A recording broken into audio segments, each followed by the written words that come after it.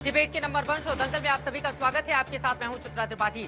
मेरी मौजूदगी इस वक्त कन्याकुमारी में है और आपको बताते चले कि यहां पर भी 2024 का रण भीषण होता हुआ दिखाई दे रहा है। लेकिन आज दंगल में हम चर्चा करने वाले हैं राजधानी दिल्ली में मची शराब की नीति को लेकर सियासत की। आपको बताते चले संजय सिंह किसी भी वक्त जेल से रिहा हो सकते हैं। बड़ी जानकारी, बड़ी खबर यही निकल कर आ रही है। अब सवाल ये पूछे जा रहे हैं कि संजय सिंह की रिहाई से क्या आम आदमी पार्टी को थोड़ी राहत मिली है, क्योंकि संजय सिंह को लेकर अब जिस भी तरह के तर्क दिए जा रहे थे, फिलहाल तमाम वो कागजी कार्रवाई पूरी हो चुकी है और अब किसी भी वक्त संजय सिंह, जो कि राज्यसभा के आम आदमी पार्टी के सांसद हैं, वो बाहर आ सकते हैं।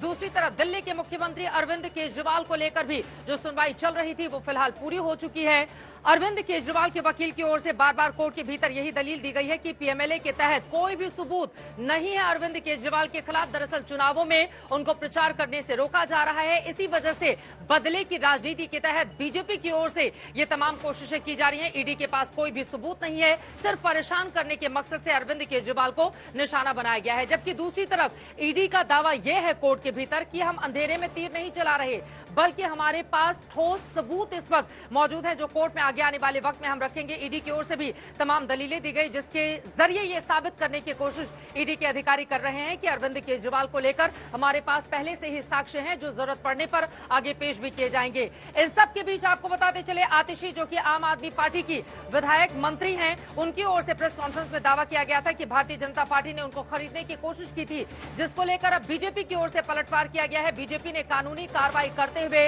अब आतिशी से माफी मांगने की बात कह दी है और ये कहा है कि जिस भी व्यक्ति से आतिशी ने संपर्क किया था, उसका पूरा डिटेल देश के सामने रखें, वरना झूठ बोलने के लिए माफी मांगे।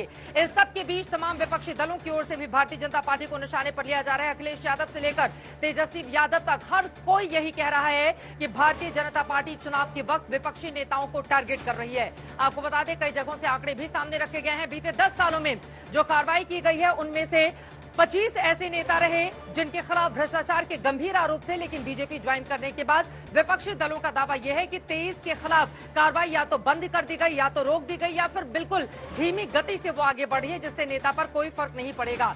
इसको लेकर कई तरह के सवाल पूछे जा रहे हैं। पक्ष विपक्ष के तमाम मेहमान हमारे साथ जुड़ने वाले हैं। बीजेपी की अपनी दलील है, कांग्रेस पार्टी की अपनी दलील है, आम आदमी पार्टी इन सब के बीच अरविंद केजरीवाल के लिए बड़ी राहत की मांग कर रही है। तमाम ऐसे मुद्दे हैं जिसको लेकर दंगल में बड़ी चर्चा करने वाले हैं, लेकिन उसके पहले हमारी ये रिपोर्ट देखिए।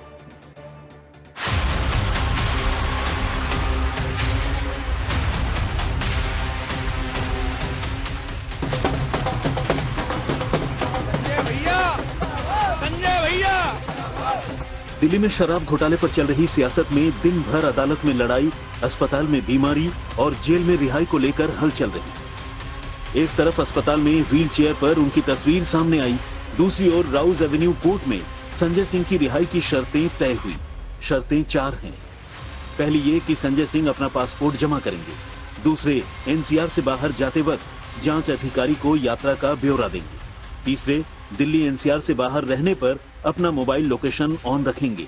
और चौथे, कि संजय सिंह शराब घोटाले में अपनी भूमिका को लेकर कोई बयान नहीं देंगे। इसके साथ ही 1 लाख के निजी मुचलके और 1 लाख की श्योरिटी बॉन्ड भरकर संजय सिंह की रिहाई हुई। रिहाई के बाद संजय सिंह के आप दफ्तर से लेकर सुनीता केजरीवाल से मुलाकात तक के प्लान पहले ही फिक्स हो चुके थे। संजय सिंह के घर के बाहर ढोल भी बजे, डांस भी हुआ, लेकिन असली जश्न सिसोदिया, केजरीवाल और सत्येंद्र जैन की रिहाई तक होल्ड पर है। तो अरविंद, मनीष, सत्येंद्र जैन जब तक बाहर नहीं आते हैं, तब तक हम लोग कोई खुशी नहीं मना रहे हैं। बस सत्य की जीत हुई है और अभी बाकी जो केसेस हैं उनको भी जल्दी ही बेल मिलेगी, जिस तरीके से उन्हें फंसाया गया है इस केस में। उधर केजरीवाल को लेकर सुबह से 2 जगह हलचल थी। एक तो आम आदमी पार्टी लगातार आरोप लगा रही थी कि जेल में केजरीवाल की सेहत को खतरा है। दूसरा, केजरीवाल की गिरफ्तारी को चुनौती देने वाली अर्जी पर अदालत में बहस चल रही थी। जब वो ईडी की कस्टडी में थे तो 3 बार उनका शुगर लेवल गिरा। एक बार उनका शुगर लेवल 46 तक पहुंच गया। अरविंद केजरीवाल जी का पिछले 12 दिन में 4.5 किलो वजन घट गया है। अगर हिरासत में अरविंद केजरीवाल के स्वास्थ्य को कुछ हो जाता है तो ये देश आपको माफ नहीं करेगा। तो उनका वजन कम हो गया है। मतलब आतिशी जी ये कहना चाहती हैं कि अरविंद केजरीवाल बीमार हैं इसलिए हमारा नाम ले लिए, मानसिक दिवालिया हो गए हैं इसलिए मेरा नाम ले लिए। हालांकि तिहाड़ प्रशासन ने प्रेस रिलीज जारी करके दावा किया कि 1 अप्रैल को जब केजरीवाल तिहाड़ आए थे तो उनका वजन 65 किलो, शुगर लेवल 139 और ब्लड प्रेशर 120/82 था।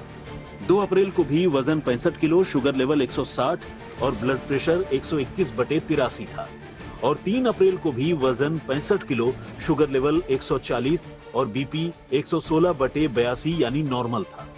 उधर अदालत में केजरीवाल की गिरफ्तारी को चुनौती देने वाली अर्जी पर दिल्ली हाईकोर्ट में सुनवाई शुरू हुई तो केजरीवाल की ओर से वकील अभिषेक मनु सिंघवी ने कहा कि केजरीवाल को चुनाव में शामिल होने से रोका जा रहा है, पार्टी तोड़ने की कोशिश की जा रही है, मतलब ईडी की मंशा पर सवाल है। अक्टूबर से मार्च तक 9 समन दिए गए लेकिन बयान दर्ज नहीं किया, सीधे गिरफ्तारी की।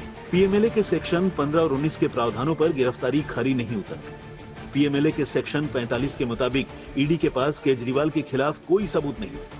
इसके बाद जब ईडी की ओर से एएसजी ने अदालत में दलील देनी शुरू की तो कहा कि केजरीवाल के वकील ने रिट पिटीशन के नाम पर बेल पिटीशन की तरह बहस की है, क्योंकि ईडी हिरासत में रहते हुए केजरीवाल जमानत अर्जी दाखिल नहीं कर सकते। ईडी ने केजरीवाल की दलीलों के खिलाफ अदालत में कहा कि प्रथम दृष्टया मुकदमा कायम हुआ है, जांच अभी पूरी नहीं हुई है। केजरीवाल पर पीएमएलए लगता है या नहीं ये ट्रायल में पता चलेगा। अभी आम आदमी पार्टी की संपत्ति अटैच की जाने वाली है। घोटाले में हवाला से लेन देन हुआ है, ये गवाहों के बयान हैं। करोड़ों के डिजिटल डिवाइस वाले सबूत नष्ट किए गए और कोई आरोपी चुनाव का बहाना बनाकर नहीं कह सकता कि उसे गिरफ्तार नहीं किया जा सकता। दरअसल चुनावी सीजन में ये पूरी लड़ाई अब भ्रष्टाचार के नाम पर एनडीए बनाम इंडिया गठबंधन की हो चुकी है। इंडिया गठबंधन के नेता सवाल उठाते हैं कि भ्रष्टाचारी बीजेपी में शामिल होते ही पाक साफ हो जाती है। कि जो भाजपा में जाता है उस पे जो है मुकदमे बंद हो जाते हैं, केसेस बंद हो जाते हैं। जाने से पहले 70,000 करोड़ का घोटाला किया हो या कोई हो, उसको मंत्री बना दिया जाता है और केसेस बाद में बंद कर दिए जाते हैं। विपक्षी दल के नेता चुनावी मंचों से अक्सर सवाल उठाते रहे हैं कि भ्रष्टाचार के आरोपी बीजेपी में जाते ही राहत कैसे पा जाते हैं। विपक्ष आंकड़े गिनाता है कि 2014 से लेकर 2024 तक 25 ऐसे बड़े नेता थे जिनके खिलाफ भ्रष्टाचार के मुकदमे चल रहे थे, वो बीजेपी में चले गए। इनमें से 23 नेताओं के खिलाफ जांच ठंडी पड़ गई। इनमें कांग्रेस पार्टी के 10, एनसीपी के 4, शिवसेना के 4, टीएमसी के 3, टीडीपी के 2, समाजवादी पार्टी का 1 और वाईएसआर कांग्रेस का 1 नेता था जो जांच से राहत पाने के लिए बीजेपी की सदस्यता ले चुका था। तब ये लोगों को समझना है कि ऐसी कौन सी तकनीक है भाजपा के पास कि भाजपा पे जाते ही सब लोग एकदम व्हाइट वॉश होकर निकलते हैं। हालांकि करप्शन पर एक्शन को लेकर बीजेपी चुनाव में फ्रंट फुट पर है। चुनावी रैलियों में पीएम मोदी से लेकर अमित शाह तक कहते दिख रहे हैं कि किसी भ्रष्टाचारी को बख्शा नहीं जाएगा और तीसरे टर्म में इससे भी ज्यादा सख्त कार्रवाई होगी। दिल्ली से पंकज जैन, अमित भारद्वाज, आशुतोष मिश्रा और संजय शर्मा के साथ आज तक ब्यूरो। तो आम आदमी पार्टी के लिए कितनी राहत, कितनी आफत, इसी मुद्दे को लेकर बड़ी चर्चा हम करने वाले हैं। खास मेहमानों की मौजूदगी है, उनका जल्दी से परिचय आपसे करवा देती हूँ। हमारे साथ प्रियंका कक्कड़ जी, प्रवक्ता आम आदमी पार्टी के इस वक्त जुड़ी हुई हैं। अनुराग भदौरिया जी, स्पोक्स पर्सन समाजवादी पार्टी के जुड़ चुके हैं। Doctor Vishal Mishra ji, political analyst हैं। और थोड़ी देर में प्रेम शुक्ला भी हमारे साथ होंगे, भारतीय जनता पार्टी के राष्ट्रीय प्रवक्ता। इन सभी से दंगल में चर्चा की शुरुआत करें उसके पहले बड़ी खबर आपको दे दें। हाईकोर्ट में दिल्ली के मुख्यमंत्री अरविंद केजरीवाल की याचिका पर सुनवाई हुई है। बड़ी खबर यह है कि हाईकोर्ट ने अपना फैसला सुरक्षित ले लिया है। वहां पर क्या है तैयारी, संजय शर्मा इसके बारे में देंगे और ज्यादा जानकारी। साथ ही संजय सिंह, आम आदमी पार्टी के राज्यसभा सांसद, तिहाड़ जेल से कभी भी उनकी रिहाई हो सकती है। अरविंद ओझा वहां से हमारे साथ जुड़ चुके हैं। सबसे पहले तिहाड़ जेल का रुख करेंगे। अरविंद, क्या जानकारी मिल रही है? संजय सिंह कब तक आ सकते हैं बाहर? अरविंद, नहीं देखिए, अभी तक जो बेल ऑर्डर है वो तिहाड़ जेल नहीं पहुंचा है, लेकिन हमारे सूत्र है वो बता रहे हैं कि कुछ देर बाद जो बेल ऑर्डर है वो तिहाड़ जेल पहुंच जाएगा। उसके बाद जो तिहाड़ जेल प्रशासन है वो जो रिलीज ऑर्डर है वो तैयार करेगा, तो उसके बाद रिहाई होगी। तो ये माना जा रहा है तकरीबन 2 घंटे का वक्त और लगेगा। देर शाम तक संजय सिंह इसी जेल से, तिहाड़ जेल में जो बंद है कई महीनों से, जहां अब उनके सहयोगी अरविंद केजरीवाल भी बंद हो चुके हैं। फिलहाल संजय सिंह जेल नंबर 5 में ही है। जैसे ही बेल ऑर्डर आता है चित्रा, उसके बाद जो रिलीज ऑर्डर है वो प्रोसेस शुरू हो जाएगा उसका, और ये माना जा रहा है कि तकरीबन 2 घंटे का वक्त लगता है रिलीज ऑर्डर तैयार होने में। तो देर शाम तक आज संजय सिंह की रिहाई हो जाएगी। जेल प्रशासन को भी इंतजार है बेल ऑर्डर का। जैसे ही वो बेल ऑर्डर आता है उसके बाद रिहाई प्रोसेस शुरू हो जाएगी। हमारे सूत्र बता रहे हैं कि शायद 5 से 10 मिनट का और वक्त लगे जब तिहाड़ जेल में बेल ऑर्डर आ जाएगा और उसके बाद प्रोसेस शुरू हो जाएगा। चित्रा, मैं फौरन आ रही हूं अरविंद, आपके पास अहम जानकारी आपकी ओर से दी गई है। संजय शर्मा भी इस वक्त हमारे साथ, हमारे संवाददाता जुड़े हुए हैं। संजय, सीधे आपका रुख करते हुए, अरविंद केजरीवाल की याचिका को लेकर फैसला सुरक्षित रखा जा चुका है, फैसला कब आएगा, किस तरह की दलीलें रही हैं, क्या और जानकारी जो हमारे दर्शकों तक पहुंचाएंगे संजय आप? आज अहम जानकारी ये है कि अरविंद केजरीवाल की तरफ से दलीलें दी गई, जिसमें उन्हें कहा गया कोर्ट से कि हमारी गिरफ्तारी, अरविंद केजरीवाल की गिरफ्तारी एक तरफा है, मनमाना है। प्रथम दृष्टया वो कहीं से भी मनी ट्रेल साबित नहीं हुआ है और ऐसे गवाहों पर ईडी भरोसा कर रही है जो वादों में से गवाह बन चुके हैं और उनके पास ऐसा कोई कंक्रीट नहीं है। उनकी गिरफ्तारी से लेकर अभी तक सारी प्रक्रियाओं में जो कानूनी प्रक्रिया है उसे ताक पर रखा गया, दरकिनार किया गया और ऐसे समय में गिरफ्तारी की गई है जब चुनाव में सबसे ज्यादा जरूरत थी आम आदमी पार्टी को, एक राष्ट्रीय पार्टी के राष्ट्रीय संयोजक को गिरफ्तार किया गया। 2 साल पहले का मुकदमा था, अभी गिरफ्तारी की याद आई है और ये भी कहा गया कि कंक्रीट सबूत नहीं है, सिर्फ हवा में बातें हो रही हैं। लेकिन जब ईडी की बारी आई तो additional solicitor general S V Raju ने कोर्ट को बताया कि हम हवाई कोई बात नहीं करते हैं, हमारे पास गवाही के बयान है, हमारे पास 100 करोड़ रुपए का या उस तकरीबन 100 करोड़ रुपए के हवाला की बात हुई है। आम आदमी पार्टी अरविंद केजरीवाल ये कह रहे हैं कि पैसा बरामद नहीं हुआ, जब कुछ कर दिया गया गोवा चुनाव में तो बरामद कहाँ से होगा। हम अंधेरे में तीर नहीं चला रहे हैं, हमारे पास कंक्रीट सारी चीजें हैं। अदालत ने कहा कि ये फाइल हमें दिखाइए, जिस ITR की बात कर रहे हैं आप, IT के डेटा की, उन्होंने कहा कि हम आपको सारी चीजें देंगे और ट्रायल में हम सारी चीजें रखेंगे। कोर्ट ने कहा कि अमित देसाई जो अरविंद केजरीवाल की तरफ से बहस करने वाले थे, कोर्ट ने कहा कि आपका सारा समय हमने अभिषेक मनु सिंघवी को दिया है तो आप अपनी लिखित दलीलें कल दोपहर दे दें। तो उम्मीद की जा रही है कि शाम ठीक है, थोड़ी सी ऑडियो की भी तकनीकी दिक्कत है। फिलहाल के लिए बहुत धन्यवाद, अहम जानकारी संजय शर्मा हमारे संवाददाता देते हुए। अरविंद ओझा बता रहे हैं कि तिहाड़ जेल से कभी भी बाहर आ सकते हैं संजय सिंह, जिनको लेकर इंतजार किया जा रहा है आम आदमी पार्टी के तमाम नेताओं की ओर से। फिलहाल संजय सिंह जैसे ही बाहर आएंगे उनकी तस्वीरें आप तक पहुंचाएंगे, लेकिन इस वक्त खास मेहमानों की मौजूदगी है। प्रियंका कक्कड़ जी, सबसे पहले आपसे ही शुरुआत करते हुए, ASG की ओर से कोर्ट में दलीलें रखते हुए ये कहा गया है कि हम हवा में तीर नहीं चला रहे हैं, हमारे पास पक्के सबूत हैं, मनी ट्रेल है अरविंद केजरीवाल के खिलाफ और आगे जब जांच की जाएगी तब और जो सच है वो देश के सामने रखा जाएगा। प्रियंका कक्कड़ जी, क्या जवाब है इस पर आपका? चित्रा जी वो ये सब इसलिए कह रहे हैं ताकि डिबेट में ये बातें डिस्कस हो पाए। कोर्ट में इनके तथ्य फ्लैट हो चुके हैं। जो 100 करोड़ की भी बात बार बार आती है, आप पैरा 12 देखेंगी अक्टूबर 30, 2023 की जजमेंट का सुप्रीम कोर्ट की, तो पैरा 12 में साफ साफ लिखा हुआ है कि ये 100 करोड़ की जो कहानी है ये भी विवादित है, इसका कोई सबूत ईडी सामने नहीं रख पाई अब तक। लगातार ईडी ने अपना मजाक बनाया है अपने पॉलिटिकल मास्टर्स के कहने पर। आज आपने देखा क्या रिपोर्ट छपी अखबार में कि जो लोग भाजपा की वॉशिंग मशीन में धुल गए उनके सारे केसेस या तो ठंडे बस्ते में चले गए या बंद कर दिए गए। इन्होंने ईडी को अपना उगाही डिपार्टमेंट बनाया है और शरत रेड्डी जिसने गवाही दी, मेन गवाही जिसने अरविंद केजरीवाल जी के खिलाफ जो बयान, जिस बयान के आधार पर ईडी ने उनकी हिरासत ली, वो बयान देने से पहले 60 करोड़ शरत रेड्डी भाजपा को देता है और भाजपा अब तक ये बता नहीं पाई कि वो 60 करोड़ मिलने के बाद सरकारी गवाह कैसे बन गया और उसकी बेल कैसे हो गई। ईडी ने आपत्ति क्यों नहीं की उसकी बेल पे। कल जो हमारे संजय सिंह जी की रिहाई हुई है कोर्ट में, तब भी सुप्रीम कोर्ट ने बहुत साफ कह दिया, या तो बेल पर आपत्ति मत करो या फिर सेक्शन 45 की कंडीशंस लगेंगी। मैं लिख दूंगा कि इनोसेंट है पूरा, कोई केस ही नहीं बनता और तुम्हारा पूरा का पूरा केस ढह जाएगा।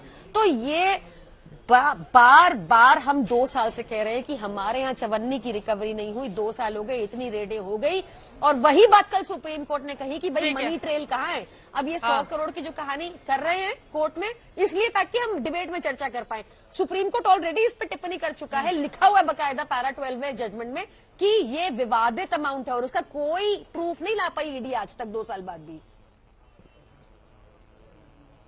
ठीक है, मैं जवाब ले लेती हूँ प्रेम शुक्ला जी से। प्रेम शुक्ला जी, जो बातें प्रियंका कक्कड़ की ओर से कही गई उस पर भी जवाब दीजिए।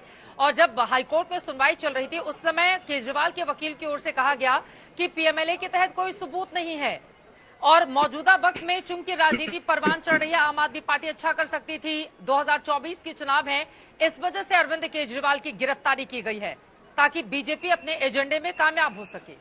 प्रेम शुक्ला जी, जवाब दीजिए इस पर। देखिए, आम आदमी पार्टी का वकील और उनके जो कार्यकर्ता हैं सारे झूठ बोलने के अलावा कुछ नहीं कर रहे हैं।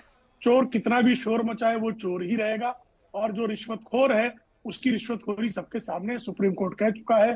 338 करोड़ का मनी ट्रेल आम आदमी पार्टी की सरकार के विरुद्ध साफ तौर पर दिखाई दे रहा है।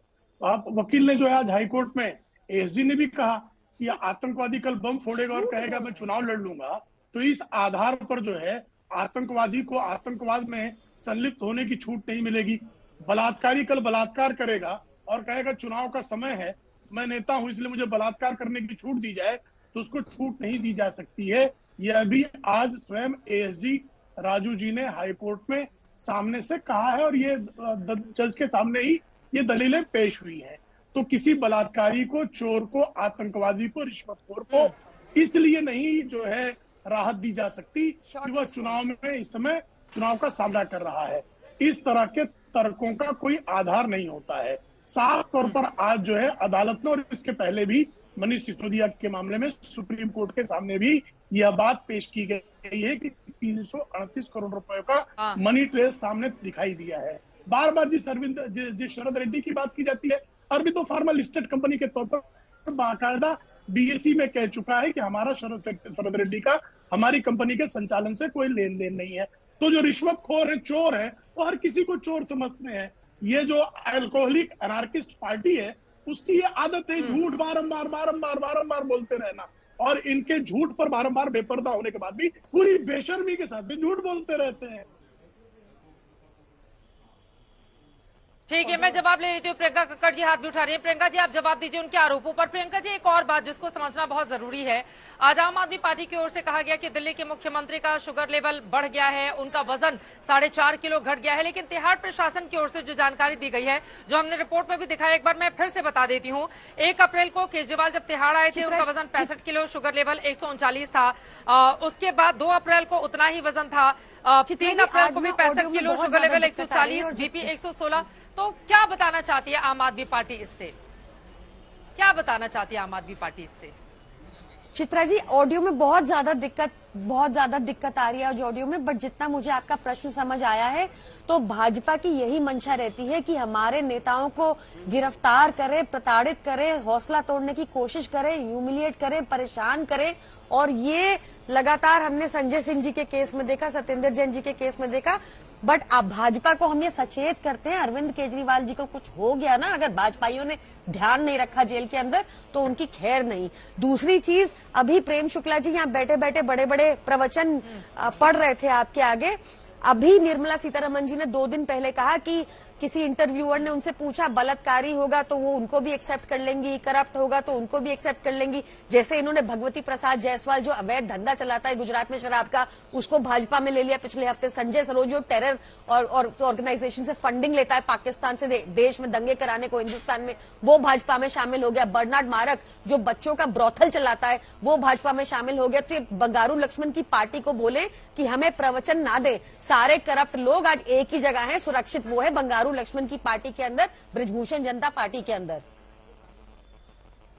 देखो, बलात्कार का आरोप तो स्वयं अरविंद केजरीवाल पर भी। प्रेम शुक्ला जी बताइए, अब तो जब आंकड़े इस तरह की गवाही देंगे प्रेम शुक्ला जी कि 10 सालों में अगर 25 विरोधी दल के नेताओं के खिलाफ भ्रष्टाचार के आरोप थे, जिनमें से 23 के खिलाफ जांच स्लो कर दी गई है, जब वो बीजेपी में शामिल हो जाते हैं तो पलट कर तो ये सवाल पूछा जाएगा ना कि भारतीय जनता पार्टी वो कौन से वॉशिंग मशीन का इस्तेमाल करती है जिसके बाद भ्रष्टाचारी धराकर सदाचारी हो जाते हैं। प्रेम शुक्ला जी, अरविंद केजरीवाल पर स्वयं आईआईटी में रहते हुए बलात्कार का आरोप लगा था। सोमनाथ भारती जो उनके पर क्या आरोप लगे सब जानते हैं। राशन कार्ड बनाने के नाम पर बलात्कार करने का दुष्कर्म, राशन कार्ड को भी बदनाम करने का कुकर्म आम आदमी पार्टी ने किया, हर कोई जानता है। दूसरी बात, जो इंडियन एक्सप्रेस में आज खबर छपी है उसमें आप कृपा करके पढ़ लीजिएगा, एक भी केस ऐसा नहीं है जो कोई भाजपा में आया है तो उसका केस क्लोज किया गया। अजीत पवार का केस का क्लोजर जो है उद्धव ठाकरे की सरकार में 2021 में हुआ। प्रताप सरनाई की केस का क्लोजर 2021 में हुआ जब उद्धव ठाकरे की सरकार थी। प्रफुल्ल पटेल के खिलाफ क्लोजर उनका FIR में नाम ही नहीं था, ये पहले से सिद्ध है। इसी तरह से जो है अशोक चौहान के केस का क्लोजर 2013 में हुआ। कृपा शंकर सिंह के केस का क्लोजर 2014 में, जब भाजपा की सरकार नहीं आई थी महाराष्ट्र में। एक भी केस ऐसा नहीं है। वो जो इंडियन एक्सप्रेस का आप हवाला दे रही हैं, कृपा करके उसी स्टोरी को ठीक से पढ़ लीजिए। निराधार सनसनी फैलाने वाली एक फेक स्टोरी के अतिरिक्त कुछ नहीं है। एक भी केस में उसी स्टोरी को ठीक से पढ़ लीजिए। एक भी केस ऐसा नहीं है जिसमें सरकार ने किसी के भाजपा में शामिल होने या NDA में शामिल होने में मामला वापस लिया हो। अगर कोई तो चित्रा जी भी आप दिखाइए, मैं उसको रिबटल करने के लिए तैयार हूं। लेकिन इस झूठ को जिस तरह से योजनाबद्ध ढंग से प्रचारित किया जा रहा है, ये पत्रकारिता के लिए भी कलंक। बोलिए अनुराग भदौरिया जी। ठीक है सर, अब पत्रकारिता पे मुझे लगता है राजनीतिक दल ज्यादा हम लोगों को ज्ञान नहीं दे, तभी ठीक है।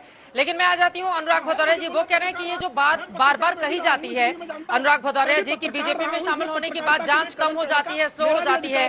हेमंता विश्व शर्मा को लेकर भी बार बार असम के मुख्यमंत्री को लेकर आप इस तरह की बात करते रहे। ठीक है सर, ठीक है, आपकी बात हो गई। लेकिन उनका ये कहना है कि भैया हम जब UPA में थे तभी उसी समय खत्म हो गई थी जांच।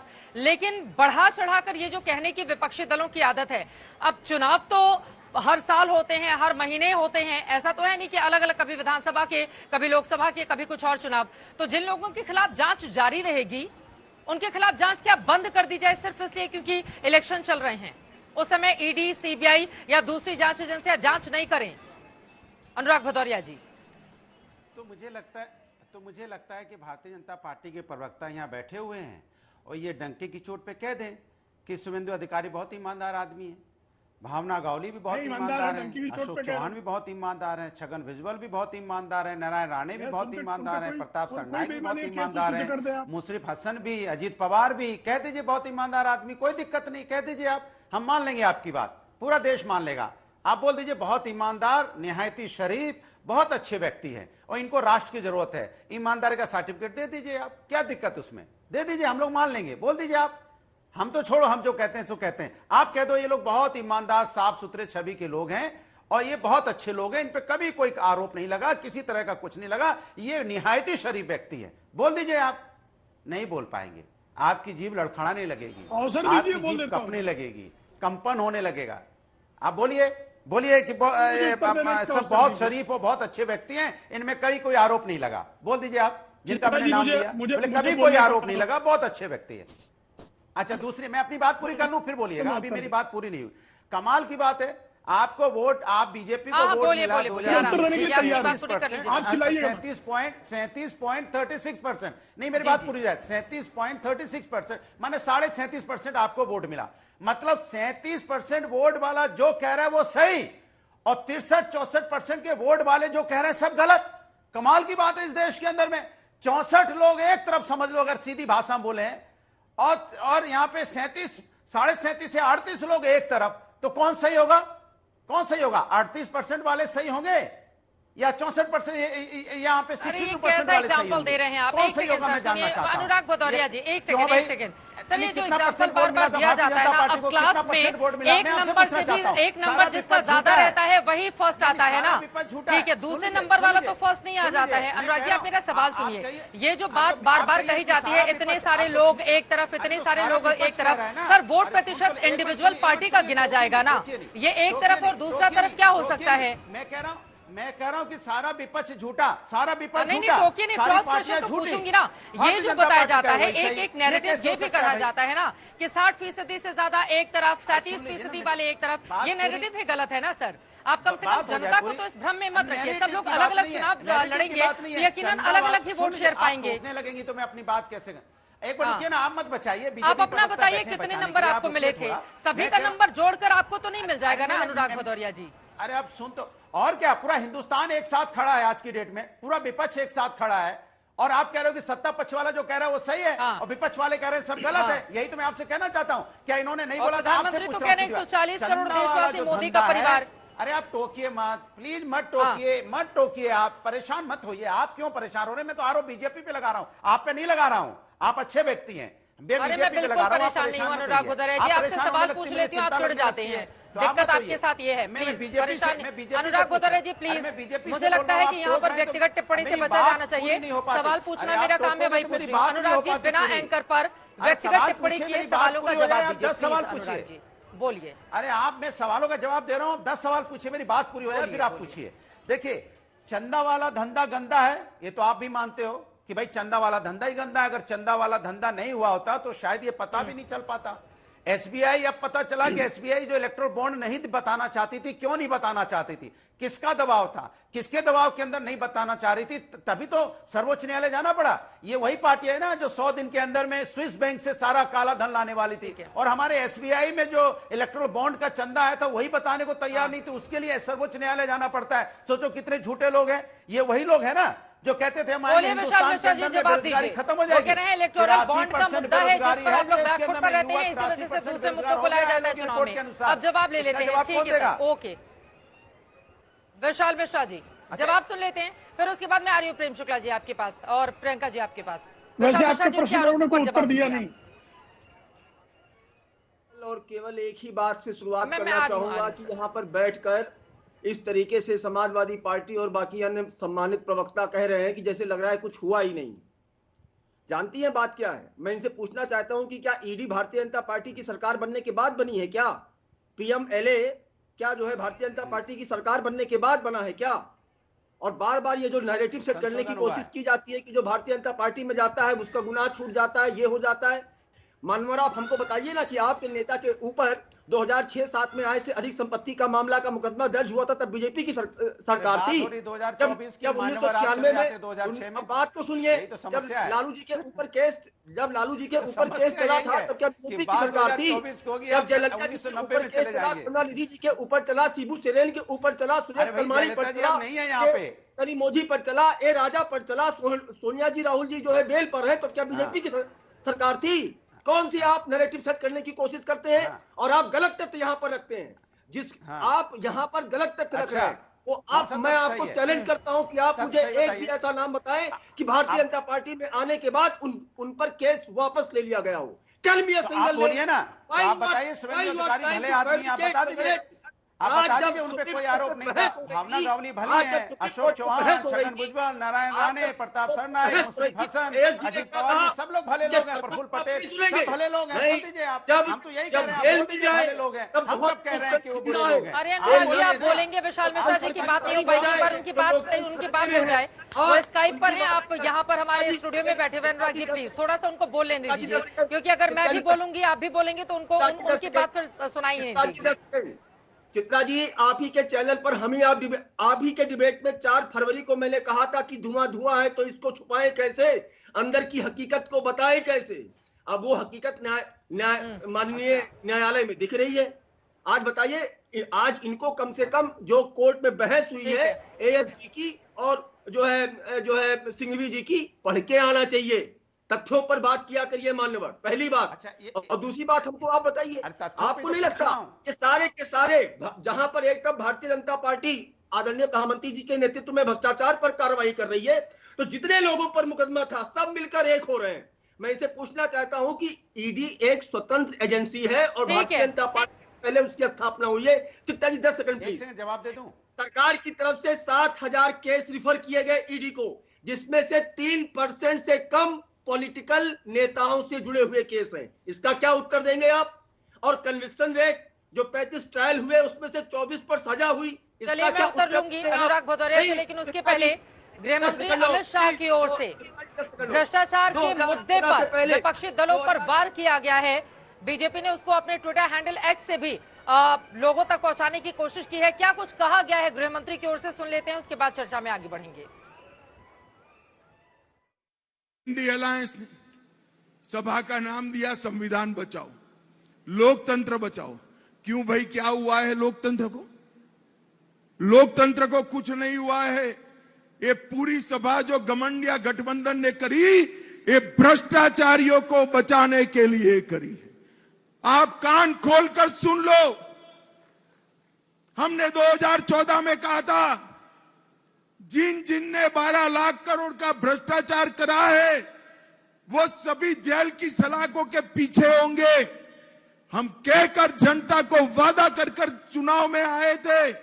आप मुझे बताओ कार्यकर्ता भाइयों और बहनों, जिन्होंने भ्रष्टाचार करा है उनको जेल में डालना चाहिए या नहीं डालना चाहिए? जोर से बोलो, डालना चाहिए नहीं? अरे राहुल बाबा, हमारा क्या हिसाब मांग रहे हो?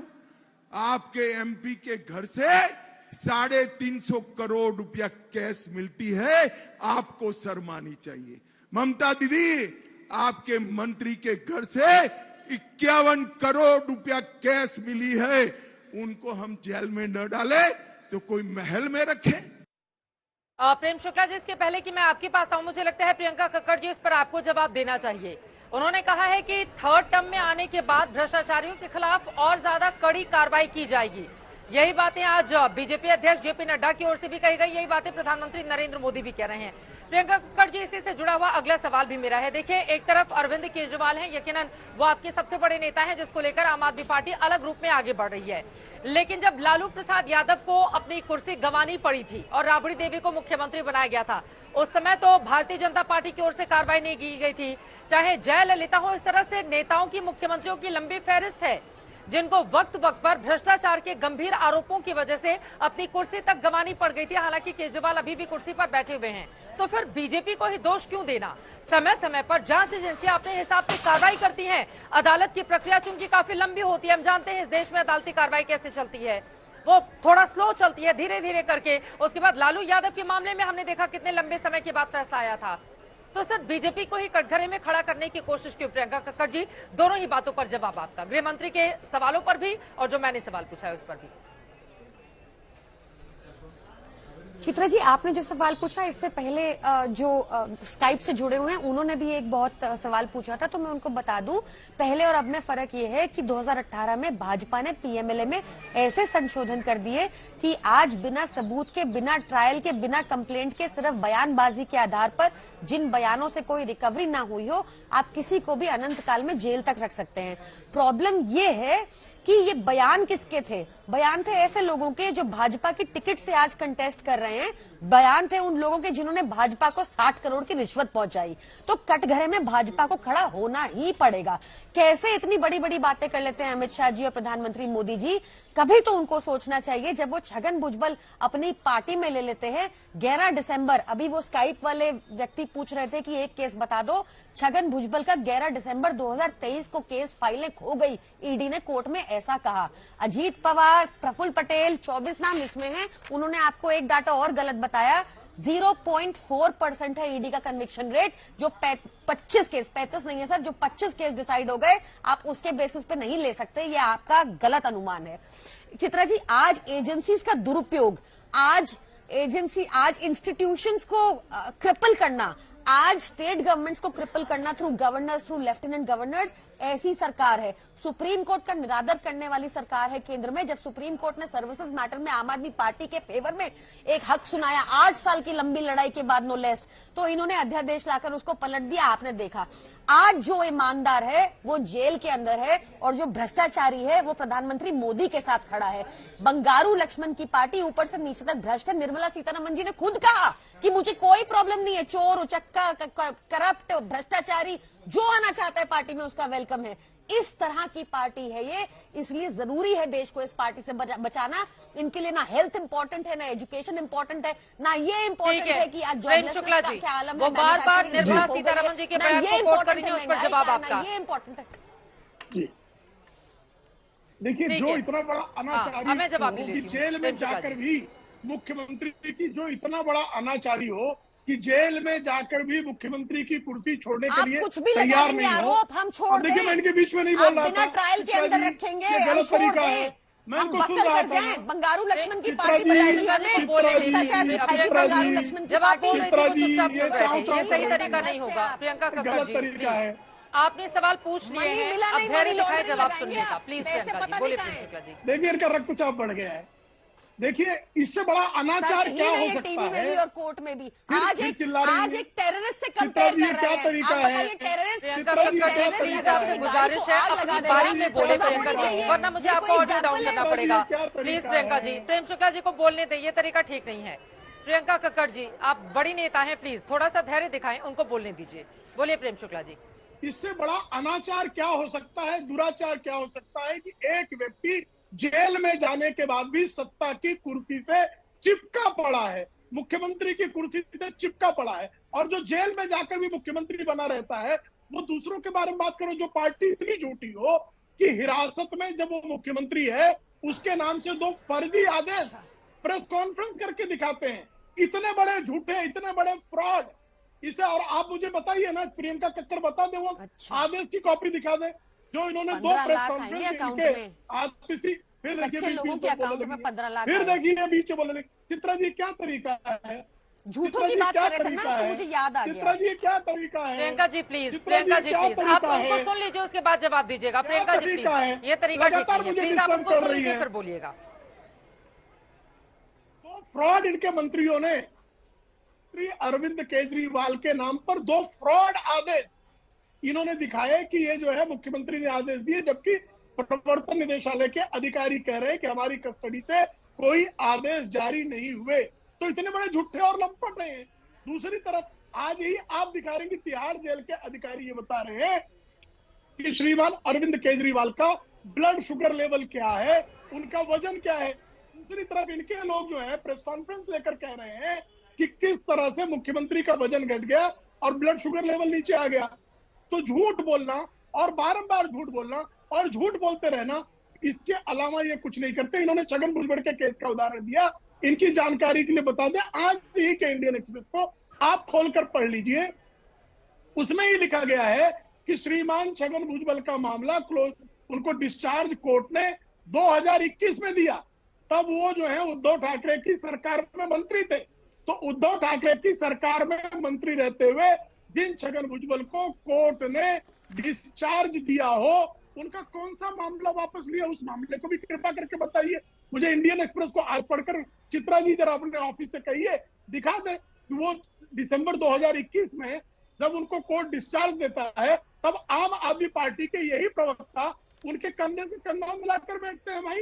तब तो जो है समाजवादी पार्टी जो है वो महाराष्ट्र में इनका विधायक जो है छगन भुजबल जिस सरकार में शामिल होते हैं उस सरकार में शामिल रहता है। और ये पूछ रहे थे कि भारतीय जनता पार्टी के नेता, एनडीए के नेताओं के बारे में मैं पूछ रहा हूँ। बकरी चोर आजम खान जो है कन्विक्ट है, सजा याफ्ता है, उस सजा याफ्ता बकरी चोर आजम खान के को पार्टी में क्यों रखा है आपने? गायत्री प्रजापति बलात्कार के मामले में कन्विक्टेड है, तो गायत्री प्रजापति आपका पोस्टर बॉय है। भ्रष्टाचार के मामले में श्रीमान जो है अखिलेश यादव के खिलाफ क्लोजर रिपोर्ट में भी फ्रॉड करने का मुकदमा दिल्ली की राउज एवेन्यू कोर्ट में दायर है। फ्रॉड करने का मुकदमा, क्लोजर रिपोर्ट को फ्रॉड तरीके से जो सीबीआई ने क्लोजर रिपोर्ट नहीं फाइल की, वो क्लोजर रिपोर्ट समाजवादी पार्टी के नेताओं ने बताकर मीडिया को सर्कुलेट किया। तो इतना बड़ा जो फर्जीवाड़ा करते हैं वो लोग जो है बातें कर रहे हैं। ठीक है, मैं अनुराग भदौरे से इसका जवाब लूंगी, लेकिन इस वक्त एक बड़ी खबर आ रही है, सीधे उसका हमें रुख करना होगा। आपको बता दें, जैसे जैसे चुनावी तारीखें नजदीक आ रही हैं, ऐसा लग रहा है कि विपक्ष का जो कुनबा इकट्ठा हुआ था वो ताश के पत्तों की तरह एक एक करके ढहता हुआ चला जा रहा है। इन सब के बीच आज की बड़ी खबर इस वक्त ये है, संजय निरुपम कांग्रेस पार्टी के नेता प्रवक्ता, उनकी ओर से कांग्रेस पार्टी को अल्टीमेटम दिया गया है। संजय निरुपम ने बड़ा बयान दिया है, उन्होंने कांग्रेस को अल्टीमेटम दिया है कि 1 हफ्ते का टाइम पूरा हो गया है और अब मैं कल फैसला लूंगा। संजय निरुपम की ओर से ये बातें कही गई हैं। कांग्रेस मेरे लिए ऊर्जा और अपनी स्टेशनरी खर्च ना करे, कांग्रेस अपनी ऊर्जा पार्टी को बचाने में रखे। मुंबई सीट छिनने से नाराज, संजय निरुपम की ओर से यह बयान सामने आया है। संजय निरुपम जिस सीट से लड़ना चाहते थे, शिवसेना उद्धव गुट के उम्मीदवार को वो सीट मिल गई है। कांग्रेस पार्टी की ओर से इस पर रिएक्ट नहीं किया गया, जिसको लेकर 1 हफ्ते पहले भी संजय निरुपम का रौद्र रूप हमने देखा था, और अब उनकी ओर से संजय निरुपम ने ये बात कही है। क्या हम बयान सुना सकते हैं? ये देखिए, संजय निरुपम की ओर से बाकायदा ट्वीट किया गया है। ट्वीट करके उन्होंने लिखा है, कांग्रेस अपनी ऊर्जा पार्टी बचाने के लिए रखे, मुंबई सीट छिनने से नाराज हैं संजय निरुपम, कल कोई बड़ा फैसला ले सकते हैं। अब बड़ा फैसला क्या लेंगे, ये बड़ा सवाल बना हुआ है, क्योंकि हाल के दिनों में कांग्रेस पार्टी छोड़ने वाले लोगों की लंबी तादाद, लंबी फहरिस्त इस वक्त दिखाई दे रही है। मुंबई कांग्रेस के कई बड़े बड़े नेताओं की ओर से, चाहे वो मिलिंद देवड़ा हो, अशोक चौहान हो, इन तमाम नेताओं की ओर से कांग्रेस पार्टी छोड़ दिया गया। और वहीं दूसरी तरफ आपको बताते चले, बॉक्सर विजेंदर जिनको मथुरा से चुनाव लड़ने की खबरें सामने आ रही थी कि कांग्रेस पार्टी उनको टिकट दे सकती है, आज भारतीय जनता पार्टी का दामन उनकी ओर से थाम लिया गया। कांग्रेस पार्टी के नेता और उन्होंने प्रधानमंत्री नरेंद्र मोदी की तारीफों में जमकर कसीदे पढ़े हैं। अब अनुराग भदौरिया जी, बीजेपी को दोष देते रहिए, जब आप खुद अपना किला ही ढहाने के लिए तैयार बैठे। संजय निरुपम बार बार आकर टीवी पर कांग्रेस पार्टी को डिफेंड करते रहे, कांग्रेस का मजबूती से पक्ष रखते रहे। एक सीट चाहते थे, वो सीट आपने दूसरे को दे दी, उनको मनाया तक नहीं। मतलब एक होता है अपने नेताओं को मनाने के लिए कम से कम कदम तो आगे बढ़ाएं। आप देखिए, उन्होंने अल्टीमेटम दे दिया है कि कांग्रेस अपनी ऊर्जा नेताओं को बचाने में रखे और कल मैं बड़ा फैसला ले लूंगा। तो फिर इसमें बीजेपी कैसे दोषी हो गई? अनुराग भदौरिया जी, अगर आप लोगों के इंडिया गठबंधन के नेता आपकी पार्टी छोड़ के बीजेपी या किसी दूसरी पार्टी को ज्वाइन कर रहे हैं, तो ये सवाल तो भारतीय जनता पार्टी से पूछा जाना चाहिए। तो राहुल कसाना उनके क्यों छोड़ के चले गए बीजेपी? उनके मिस्टर चौधरी क्यों छोड़ के चले गए? भूपेंद्र चौधरी के क्या नाम है उनका, जो हरियाणा के सिटिंग एमपी थे, ये भी तो छोड़ के गए हैं ना। इन्होंने कांग्रेस का दामन थामा है।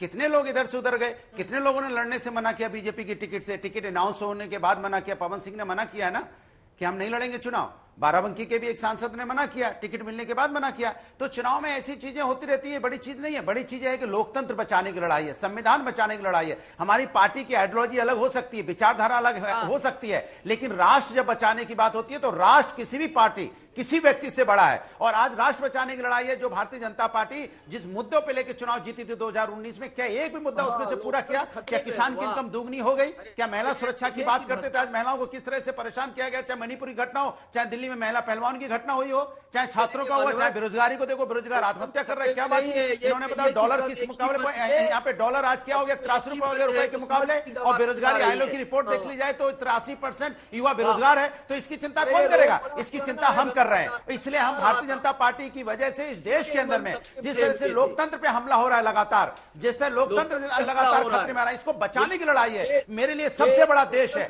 देश से बड़ा कोई नहीं है। इसलिए हम देश बचाने के लिए एक साथ आए हैं, एक मंच पे आए हैं। हमारा आपने कहा ना कि आप सवाल पूछेंगे कि पहले आपके साथ समाजवादी पार्टी के अच्छे नेता हैं, खूब वोकल भी हैं, पूरे जोश और जुनून के साथ आप पार्टी का पक्ष भी रखते हैं। अनुराग भदौरिया जी, लगातार आप मुद्दे भी उठाते हैं, आपका अपना एक अंदाज है, हरे रंग के कुर्ते में पहनकर आप अपनी पार्टी का बहुत अच्छा पक्ष रखते हैं।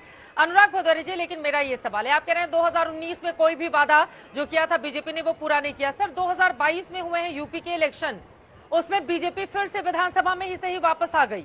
दूसरी तरफ अगर अभी हाल के हम ले लें 3 राज्यों के नतीजे, चाहे राजस्थान हो, छत्तीसगढ़ हो या फिर मध्य प्रदेश हो, तीनों राज्यों में कितना क्लीन स्वीप, तो जनता ही वोट कर रही है ना। अब मंगल ग्रह से तो कोई आ नहीं रहा है यहाँ पर वोट करने के लिए। आप जो ये मुद्दे कि राष्ट्र को बचाने का ये चुनाव लड़ा जा रहा है, राष्ट्र को बचाने वाले चुनाव के ठीक पहले जिस तरह के ये चुनाव होते हैं राज्यों के, उसमें भी बीजेपी को क्लीन स्वीप बड़े मैंडेट के साथ क्यों मिल रहा है? जिसमें अगर मध्य प्रदेश की बात करें, सालों से वहां पे सरकार थी, उसके बावजूद 2/3 बहुमत लेकर आती है। तो जनता आपके मुद्दों पर भरोसा क्यों नहीं कर रही है? अब ये मेरा सवाल है आपसे अनुराग भदौरिया। एक तरफा ट्रेन चला रही हैं आप भी, कमाल है।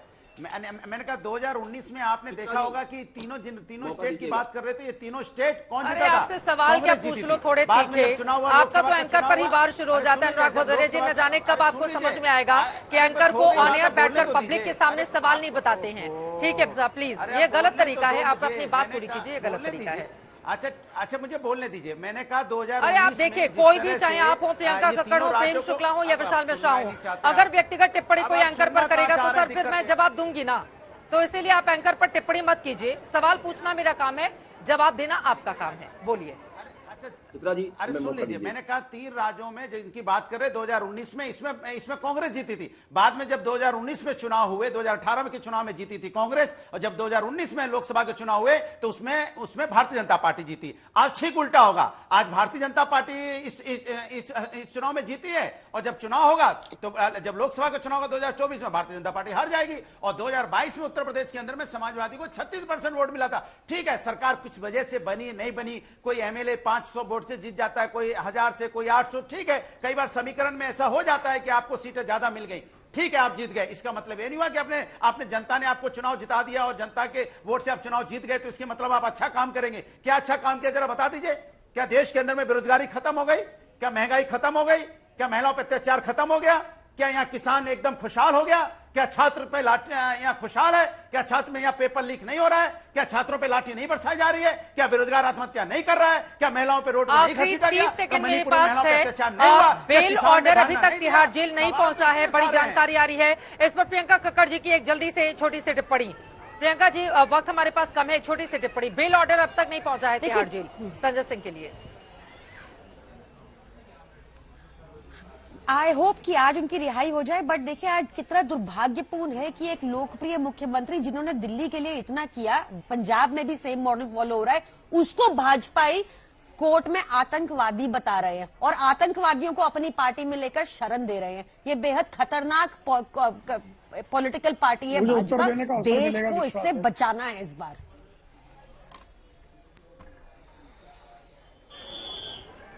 प्रेम शुक्ला जी, 2 लाइन में। आतंकवादियों से चंदा लेने का कुकर्म करना, शराब वालों से रिश्वत लेने का कुकर्म करना, बलात्कारियों को जो है पार्टी में शामिल करना, क्या कर रहा है आपकी पार्टी में? बर्बाद कर देना। भगवती प्रसाद जायसवाल क्या कर रहा है? बताता है कि केजरीवाल क्या कर रहा है आपकी पार्टी में?